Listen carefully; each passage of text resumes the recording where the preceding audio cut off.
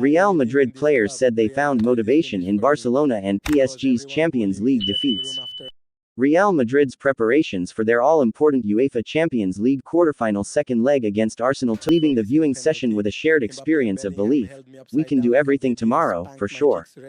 Optimism around the corner. The message that echoed around the complex became clear: if others can come near, so can they.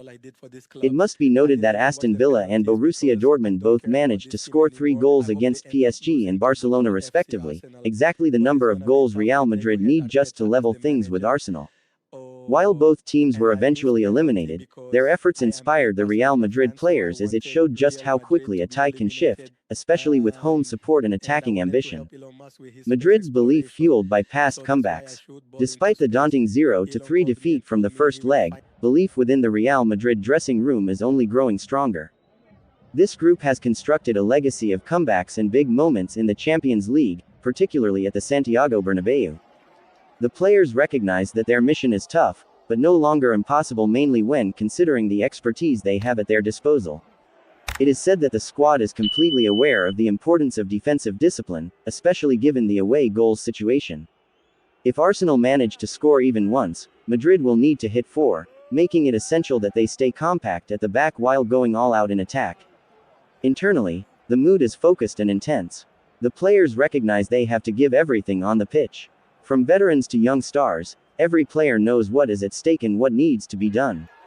Real Madrid head into the second leg of their UEFA Champions League quarterfinal second leg knowing they need to do something extraordinary to qualify for last 4.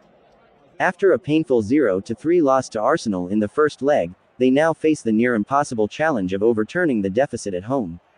In fact, to book a place in the Champions League semi-finals, they need to score at least 4 goals at Santiago Bernabeu while also making sure their goal is unharmed by Arsenal.